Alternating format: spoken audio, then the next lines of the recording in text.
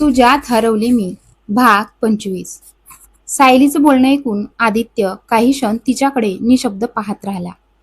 तिने लहानपणी जे सहन केलं होतं त्याची कल्पना ही करणं त्याच्यासाठी कठीण होतं. ज्या वयात मुलं आई वडिलांच्या आधाराने जगायला शिकतात त्या वयात सायलीने स्वतःचा आधार बनण्याचा निर्णय घेतला होता. तिच्या डोळ्यात आता अश्रू नव्हते, कारण ते खूप आधीच आटून गेले होते. सायलीने एक दीर्घ श्वास घेतला आणि शांत आवाजात सांगायला सुरुवात केली. मी आश्रमात परत आले. माझ्या खोलीत गेले. तिथे कोणीच नव्हतं. थोडं रडलेही, पण लगेच स्वतःला समजावलं. त्या दिवशी मला देवावरही राग आला होता. मी त्याला एकच प्रश्न विचारला, माझ्या नशिबात कधी काही चांगलं आहे का? क्षणभर ती थांबली, पण लगेच ताईचे शब्द आठवले आणि मी स्वतःला सावरलं. तेव्हाच मी एक निर्णय घेतला. आदित्य शांतपणे तिचा प्रत्येक शब्द ऐकत होता. सायली पुढे म्हणाली, देवाने मला या जगात एकटं पाठवलं असेल तर मी एकटीच जगायला शिकेन. हे शब्द ऐकताच आदित्यच्या छातीत एक कळ उठली. त्याला जाणवलं, लहानपणी घेतलेला तो निर्णयच आजच्या सायलीच्या स्वभावामागचं खरं कारण होता. सायलीचं बोलणं संपताच काही क्षण शांतता पसरली. आदित्यच्या मनात तिच्याबद्दलचा आदर आणखी वाढला होता. इतकं सगळं करूनही ती आज इतकी खंबीर उभी होती. सायली पुन्हा बोलू लागली. थोड्या वेळाने ताई धावतच माझ्या खोलीत आल्या. त्यांच्या डोळ्यात अश्रू होते. मला पाहताच त्यांनी मला घट्ट मिठी मारली. मला लगेच समजलं, त्यांना सगळं कळलं होतं. सायलीच्या चेहऱ्यावर हलकसं दुःख उमटलं. बहुतेक कैलास काकांनीच त्यांना सगळं सांगितलं असावं. ताई खूप रडत होत्या, पण यावेळी मी रडले नाही. मी फक्त त्यांना एकच गोष्ट सांगितली. ती क्षणभर थांबली. आजपासून मी कोणासोबतही दत्तक जाणार नाही. हे ऐकताच ताई काही क्षण तिच्याकडे पाहत राहिल्या. मग त्यांनी तिचा चेहरा दोन्ही हातांनी धरला आणि म्हणाल्या, ठीक आहे, आता मी सुद्धा तुला कोणासोबत पाठवणार नाही.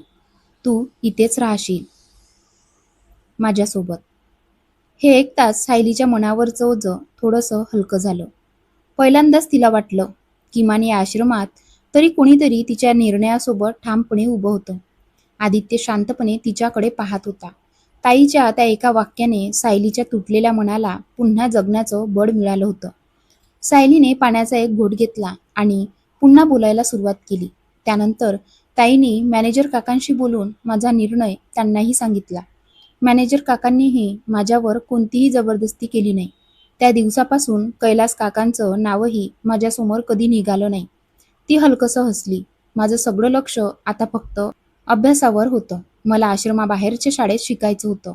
ताईंनी माझी इच्छा मॅनेजर काकांना सांगितली. काही दिवसांनी आश्रमाचे विश्वस्त आणि मालक यांच्याशी चर्चा झाली आणि अखेर आश्रमापासून थोड्याच अंतरावर असलेल्या एका चांगल्या मुलींच्या शाळेत माझा प्रवेश झाला. त्या दिवशी मला खूप आनंद झाला होता. नवीन शाळा, नवीन वातावरण आणि आयुष्याला पुन्हा एक संधी. पण मनातली भीती अजूनही तशीच होती. जर इथे सुद्धा लोकांना मी अनाथ आहे हे कळलं तर? हा प्रश्न सायलीला सतत अस्वस्थ करत होता. आदित्य तिचं प्रत्येक वाक्य मन लावून ऐकत होता. त्याला आता जाणवत होतं, सायलीच्या चेहऱ्यावर दिसणारं शांत हास्य मिळवण्यासाठी तिने किती वादळ सहन केली होती. सायली पुढे सांगू लागली, मी माझी भीती ताईंना सांगितली होती. शाळेत सगळ्यांना मी अनाथ आहे हे कळलं तर? ताईंनी माझ्या डोक्यावरून हात फिरवत फक्त एवढंच म्हटलं, तू अभ्यासावर लक्ष दे, बाकीची काळजी आम्ही घेऊ. मीही जास्त काही विचारलं नाही. माझ्यासाठी सर्वात महत्त्वाचं होतं शिक्षण. शाळेच्या कागदपत्रांवर पालक म्हणून आश्रमाच्या विश्वस्तांची सही होती. त्यामुळे कोणालाही माझ्याबद्दल विशेष काही कळलं नाही. हळूहळू माझं शाळेचं आयुष्य सुरू झालं. पण मी स्वतःभोवती एक अदृश्य भीत उभी केली होती. वर्गात फक्त अभ्यासापुरतंच बोलायचं. कोणाशी मैत्री नाही, कोणाकडून अपेक्षा नाही आणि कोणालाही मनात जागा नाही. काही दिवसातच वर्गात माझ्याबद्दल कुजबूज सुरू झाली. ही खूप गर्विष्ठ आहे, कोणाशीच बोलत नाही, स्वतःलाच खूप मोठं समजते. सायली हलकसं हसली. त्यांना माझी गोष्ट माहिती नव्हती, म्हणून त्यांच्या बोलण्याचं मला कधीच वाईट वाटलं नाही. आदित्य तिच्याकडे पाहत होता. आता त्याला समजत होतं, सायली लोकांपासून दूर नव्हती, तर पुन्हा एकदा तुटण्याच्या भीतीने तिने स्वतःभोवती अंतर निर्माण केलं होतं. सायली शांतपणे पुढे बोलू लागली, अभ्यासात मात्र मी कधीच मागे पडले नाही. प्रत्येक परीक्षेत माझा क्रमांक पहिल्या 7 विद्यार्थिनीमध्येच असायचा. त्यामुळे अनेक मुलींना माझा राग यायचा. काही जणी मुद्दाम माझ्या विरुद्ध तक्रारी करायच्या, खोटे आरोपही लावायच्या. पण शिक्षकांना माझ्यावर विश्वास होता. ते नेहमी एवढंच म्हणायचे, सायलीला तिच्या मनासारखं राहू द्या, तिला विनाकारण त्रास देऊ नका. हे ऐकून मला नेहमी आश्चर्य वाटायचं. एकदा मी ताईंना विचारलंही, सगळे माझी इतकी काळजी का घेतात? ताई हसल्या आणि म्हणाल्या, आश्रमाचे विश्वस्त तुझ्या शिक्षणाकडे विशेष लक्ष देतात, म्हणून शाळेतील शिक्षकही तुला जपतात. मलाही तेव्हा ते खरं वाटलं. मी पुन्हा अभ्यासातच स्वतःला झोकून दिलं. खेळ, नृत्य आणि इतर उपक्रमांमध्येही भाग घ्यायचे. पण मन मात्र कुणाशी जोडायचं नाही. हा माझा नियम कायम होता. आदित्य तिचं बोलणं ऐकत होता. आता त्याला जाणवत होतं, सायलीच्या यशामागे फक्त बुद्धिमत्ता नव्हती, तर आयुष्याने दिलेल्या प्रत्येक वेदनेला उत्तर म्हणून केलेली प्रचंड मेहनत होती. सायली पुढे सांगू लागली, असं करता करता 7 वर्ष कधी निघून गेली कळलंच नाही. मी 10वीत आले होते. आता वर्गातील सगळ्या मुलींनी माझा स्वभाव स्वीकारला होता. कुणी लांबून हसून हाय म्हणायचं, तर मीही हसून उत्तर द्यायचे. पण त्यापलीकडे मी कोणालाही जवळ येऊ दिलं नाही. मैत्री करावीशी वाटायची, पण भूतकाळ आठवला की मी पुन्हा मागे यायचे. 10वीचं वर्ष असल्यामुळे मी पूर्ण लक्ष अभ्यासावर केंद्रित केलं. आश्रमातील सगळे माझ्यासाठी प्रार्थना करत होते. दरम्यान अनेक लहान मुलं आश्रमात आली आणि काही दिवसांनी त्यांना नवीन आई-वडीलही मिळाले. त्यांना आनंदाने जाताना पाहून मलाही आनंद व्हायचा. पण मनाच्या एका कोपऱ्यात जुन्या जखमा पुन्हा जागा व्हायच्या.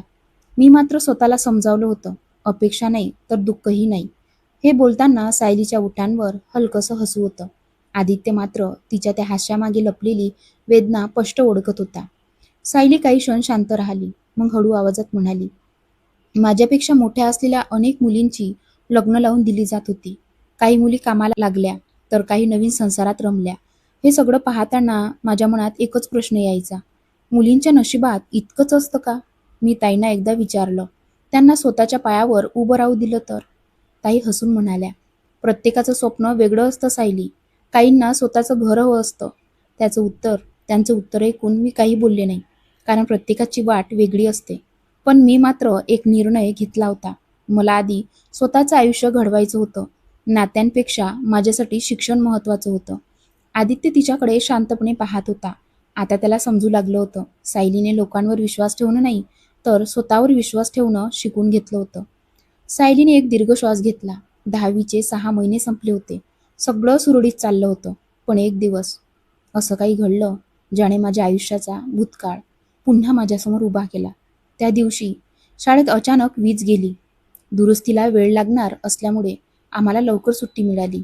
मी ताईंना त्रास नको म्हणून एकटीच बसने आश्रमात परत आले. आश्रमात पोहोचल्यावर मॅनेजर काकांच्या ऑफिसमधून एक ओळखीचा आवाज ऐकू आला. सुरुवातीला मला विश्वास बसला नाही. मी हळूच दरवाजाजवळ गेले आणि आत पाहताच माझे पाय जागेवरच थबकले.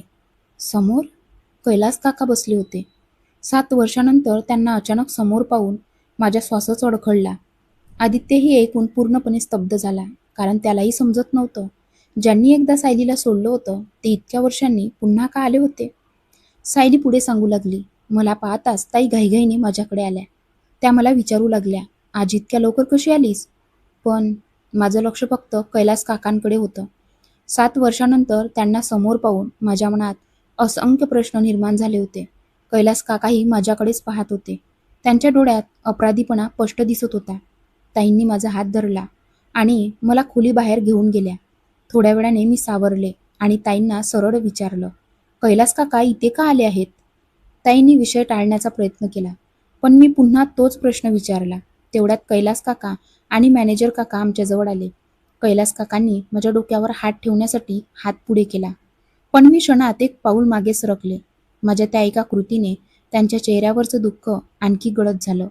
हे पाहून आदित्यच्या मनातही वेदना दाटून आल्या.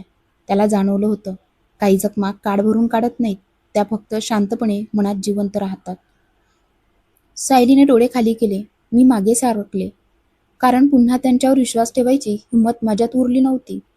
कैलास काकांनी हात मागे घेतला. काही क्षण ते काहीच बोलले नाहीत. मीच शांतता तोडली. तुम्ही इथे का आला आहात? माझ्या प्रश्नाचं उत्तर मात्र त्यांनी दिलं नाही. त्यांनी फक्त माझ्याकडे पाहिलं आणि शांतपणे तिथून निघून गेले. त्या दिवशी मी कोणाशीच बोलले नाही, जेवणही केलं नाही. माझ्या मनात एकच प्रश्न घोंगावत होता, 7 वर्षांनी ते अचानक परत का आले? माझा हट्ट पाहून दुसऱ्या दिवशी ताईंनी मला सगळं सांगण्याचा निर्णय घेतला. त्या ज्या सांगणार होत्या ते ऐकून माझ्या पायाखालची जमीनच सरकली. सायली इथेच थांबली. आदित्य तिच्याकडे एकटक पाहत होता. त्याला समजलं होतं, आता समोर येणारं सत्य सायलीच्या आयुष्यातील सर्वात मोठा धक्का ठरणार होतं. सायलीचे डोळे पाणावलेलेच होते. ती हळू आवाजात म्हणाली, ताईने मला जे सांगितलं ते ऐकून माझा स्वतःवरच विश्वास राहिला नाही. आदित्य तिच्याकडे शांतपणे पाहत होता. माझ्या शिक्षणाचा खर्च आश्रमाने नाही, तर कैलास काकांनी केला होता. हे ऐकताच आदित्य स्तब्ध झाला. सायली पुढे म्हणाली, मला वाटायचं मी आश्रमाच्या मदतीने शिकते, पण खरं म्हणजे 7 वर्षापासून प्रत्येक फी, प्रत्येक पुस्तक, प्रत्येक गरज कैलास काका पूर्ण करत होते. तिच्या आवाजात राग नव्हता, पण मनात खोलवर वेदना होती. मला त्यांचे आभार मानायचे होते, पण मला सत्यच माहिती नव्हतं. आदित्यला तिच्या मनातला संघर्ष स्पष्ट दिसत होता. एका बाजूला उपकारांची जाणीव, तर दुसऱ्या बाजूला बालपणी मिळालेली जखम अजूनही ताजी होती. सायली पुढे म्हणाली, ताईंनी सांगितलं, कैलास काका आणि साधना काकूंनी ठरवलं होतं की माझ्याशिवाय ते दुसरं मूल कधीच दत्तक घेणार नाहीत. हे ऐकून आदित्यच्या चेहऱ्यावर आश्चर्य उमटलं. माझ्या शाळेच्या सर्व कागदपत्रांवर पालक म्हणून कैलास काकांची सही होती, पण हे सत्य माझ्यापासून लपवण्यात आलं. सायली काही क्षण शांत राहिली. मला राग नव्हता, पण एकच प्रश्न सतावत होता. जर त्यांनी मला मुलगीच मानलं होतं, तर मला परत आश्रमात का सोडलं? आदित्यकडे त्या प्रश्नाचं उत्तर नव्हतं. तो फक्त तिच्या वेदना समजून घेत शांत बसला. सायली काही क्षण शांत राहिली. तिच्या डोळ्यात पुन्हा अश्रू दाटले. हे सत्य समजल्यानंतर मी पूर्णपणे तुटले. आठवडाभर मी शाळेत गेलेच नाही. ताई रोज विचारायच्या, पण माझ्याकडे कोणतंच उत्तर नव्हतं. मनात फक्त एकच प्रश्न होता, हे सगळं माझ्यापासून का लपवलं? काही दिवसांनी कैलास काका पुन्हा आश्रमात आले. त्यांनी माझी विचारपूस केली. मी मात्र त्यांच्याकडेही पाहिलं नाही. ते माझ्यासमोर उभे राहून म्हणाले, तुझ्या शिक्षणाची जबाबदारी घेतली म्हणून तू रागावली असशील, पण मी जे काही केलं ते फक्त साधण्याच्या शेवटच्या इच्छेसाठी. साधना? हे नाव ऐकताच माझं हृदय धडधडू लागलं. कैलास काकांचा आवाज थरथरत होता. त्यांनी डोळ्यातलं पाणी पुसत हळूच सांगितलं, सायली, साधना आता या जगात नाही. ते शब्द ऐकताच माझ्या पायाखालची जमीनच सरकली. काय? आदित्यच्या तोंडून नकळत शब्द बाहेर पडले. सायलीने डोळे मिटून मान हलवली. हो, साधना काकू आता या जगात नाहीत. तिचा आवाज भरून आला होता. कैलास काकांनी मला सांगितलं की मला आश्रमात परत सोडल्यानंतर साधना काकू पूर्णपणे खचल्या होत्या. त्या स्वतःला कधीच सावरू शकल्या नाही. बाहेरून त्या हसायच्या, पण आतून रोज तुटत होत्या. सायली क्षणभर थांबली. त्यांनीच कैलास काकांना माझ्या शिक्षणाची जबाबदारी घ्यायला भाग पाडलं. त्यांनी वारंवार सांगितलं होतं, सायलीचं शिक्षण कोणत्याही परिस्थितीत थांबता कामा नये. कैलास काकांनी अनेकदा मला भेटायचा प्रयत्न केला, पण त्यांनी माझ्यासमोर कधीच स्वतःचा अधिकार दाखवला नाही. सायलीचा आवाज पुन्हा थरथरला. नंतर कैलास काकांनी साधना काकूंना सावरण्यासाठी दुसऱ्या राज्यात बदली घेतली. त्यांना वाटलं होतं की वातावरण बदललं तर त्या सावरतील, पण तसं झालंच नाही. आदित्य शांतपणे तिचा प्रत्येक शब्द ऐकत होता. सायलीने एक दीर्घ श्वास घेतला. कैलास काका म्हणाले, उपचार सुरू होते. डॉक्टरांनीही खूप प्रयत्न केले, पण साधना काकूंची तब्येत दिवसेंदिवस खालावत गेली. तिचे डोळे पुन्हा भरून आले. मी 9वीत असताना त्यांनी अखेरचा श्वास घेतला. हे ऐकताच आदित्य काही क्षण निशब्द झाला. सायली पुढे म्हणाली, कैलास काका माझ्या समोरच रडत होते. त्यांनी सांगितलं, मी साधनाला वाचवण्यासाठी शक्य ते सगळं केलं, पण मी हरलो. शेवटच्या क्षणी साधना काकूंनी फक्त एकच गोष्ट सांगितली होती. आदित्यचं लक्ष पूर्णपणे तिच्याकडे होतं. त्यांनी कैलास काकांचा हात धरून वचन घेतलं, सायलीचं शिक्षण कधीच थांबू देऊ नकोस. तिला स्वतःच्या पायावर उभं कर. तिची प्रत्येक स्वप्न पूर्ण कर. हे सांगताना सायलीच्या डोळ्यातले अश्रू ओघळले. त्या क्षणी आदित्यलाही जाणवलं, काही नाती रक्ताची नसली तरी ती आयुष्यभर हृदयात जिवंत राहतात. सायलीने डोळे पुसले आणि हळू आवाजात म्हणाली, त्या दिवशी कैलास काकांना इतकं तुटलेलं मी पहिल्यांदाच पाहिलं होतं. ते जमिनीवर बसून रडत होते. मी त्यांना कधीच इतकं असहाय्य पाहिलं नव्हतं. मी त्यांच्या जवळ गेले. काही बोलता आलं नाही. फक्त त्यांच्या खांद्यावर हात ठेवला. कैलास काकांनी माझा हात घट्ट धरला आणि म्हणाले, साधनाने शेवटच्या क्षणी फक्त तुझीच काळजी केली. तिने माझ्याकडून वचन घेतलं की सायलीला शिकवायचं, तिच्या पायावर उभं करायचं आणि तिच्या आयुष्यात कधीच कमतरता भासू द्यायची नाही. हे सांगताना सायलीचा आवाज पुन्हा भरून आला. आदित्यने तिच्यासमोर पाण्याचा ग्लास ठेवला. सायलीने 2 घोट पाणी प्यायलं, स्वतःला सावरलं आणि हलकंसं हसत म्हणाली, चल आता जेवण बनवूया, बोलत बोलत बाकीचंही सांगते. आदित्यनेही शांतपणे मान हलवली. त्याला जाणवत होतं सायलीच्या आयुष्यातील प्रत्येक आठवण तिच्या जखमा पुन्हा उघडत होती. स्वयंपाक करत करत सायली पुन्हा बोलू लागली. आदित्य, साधना काकूंनी माझ्यासाठी खूप स्वप्न पाहिली होती. त्यांना स्वतःचं मूल नव्हतं, म्हणून त्यांनी मला मनापासून मुलगी मानलं होतं. थोडा वेळ थांबून ती म्हणाली, पण त्यांच्या आयुष्यातला सर्वात मोठा अडथळा म्हणजे कैलास काकांची आई होती. आदित्य शांतपणे ऐकत होता. सायली पुढे म्हणाली, आणखी एक सत्य मला त्याच दिवशी कळलं. सदना काकू स्वतःही अनाथ होत्या. आदित्य आश्चर्याने तिच्याकडे पाहू लागला. त्या रेल्वे स्टेशनवर सापडल्या होत्या. एका चांगल्या माणसाने त्यांना दत्तक घेतलं, शिकवलं आणि मोठं केलं. पुढे त्यांची भेट कैलास काकांशी झाली आणि दोघांनी प्रेमविवाह केला. सायली हलकसं हसली. म्हणूनच कैलास काकांच्या आईला साधना काकू कधीच मान्य नव्हत्या आणि मी तर दुसरी अनाथ मुलगी होते. आदित्यच्या मनात आता त्या सगळ्या घटनाचं चित्र स्पष्ट होत होतं. आदित्य काही क्षण शांत राहिला, मग हळूच विचारलं, म्हणजे कैलास काकांनी तुला त्यांच्या आयुष्याबद्दल हे सगळं स्वतः सांगितलं? सायलीने मान हलवली. सगळं नाही, पण जेवढं सांगितलं तेवढंच पुरेसं होतं. त्यांच्या मनात 7 वर्षापासून साचलेलं दुःख ते माझ्यासमोर मोकळं करत होते. ती पुढे म्हणाली, कदाचित त्यांना वाटत होतं मी त्यांचा गैरसमज करून घेऊ नये. त्यांनी मला सोडलं पण विसरले नव्हते. हे मला कळावं एवढीच त्यांची इच्छा होती. आदित्यने तिच्याकडे पाहत विचारलं, मग तुझ्या मनातला राग संपला का? सायली काही क्षण विचारात पडली. पूर्णपणे नाही, पण साधना काकूंची शेवटची इच्छा ऐकल्यावर माझं मन बदललं. त्यांच्यावर राग ठेवणं मला योग्य वाटेना. ती हलकसं हसली. पण मी कैलास काकांसमोर एक अट ठेवली होती. आदित्यने आश्चर्याने विचारलं, काय अट? सायली शांतपणे म्हणाली, माझ्या शिक्षणाचा खर्च सोडून मी त्यांच्याकडून दुसरी कोणतीही मदत स्वीकारणार नाही. सायलीचं उत्तर ऐकून आदित्य काही क्षण तिच्याकडेच पाहत राहिला. इतकं सगळं झाल्यावरही तू अशी अट का ठेवलीस? त्याने शांतपणे विचारलं. सायली भाज्या चिरत म्हणाली, कारण मला कोणावर ओझं बनून जगायचं नव्हतं. साधना काकूंची शेवटची इच्छा म्हणून मी शिक्षणाची मदत स्वीकारली, पण माझ्या आयुष्याचा बाकीचा प्रवास मला स्वतःच्या पायावर उभं राहूनच करायचा होता. आदित्यच्या चेहऱ्यावर तिच्याविषयीचा आदर आणखी वाढला. तो काही बोलणार इतक्यात कुकरची शिट्टी झाली. सायली हसत म्हणाली, आधी गॅस कमी कर, नाहीतर सगळी लापशी जळेल. दोघे हलकेसे हसले. काही वेळ शांतपणे स्वयंपाक करत राहिले. थोड्याच वेळात लापशी तयार झाली. सायलीने टेबलवर ताट मांडली, तर आदित्यने गरमागरम लापशी वाढली. पहिला घास घेताच सायलीच्या चेहऱ्यावर हलकसं समाधान उमटलं. खूप छान झाली आहे, ती हसत म्हणाली. आदित्यही तिचं हसू पाहून अनेक दिवसांनी मनापासून हसला. जेवताना आदित्यने हसत विचारलं, तू एवढा छान स्वयंपाक कुणाकडून शिकलीस? सायलीच्या चेहऱ्यावर आठवणीचं स्मित उमटलं. आश्रमातल्या ताईकडून. त्या स्वयंपाक करत असताना मी रोज त्यांच्या बाजूला उभी राहायचे. त्या मला हाकलायच्या, पण तरीही मी सगळं बारकाईने पाहायचे. कधी कोणता मसाला टाकायचा, कधी गॅस कमी करायचा, सगळे तिथेच शिकले. आदित्य शांतपणे तिचे ऐकत होता.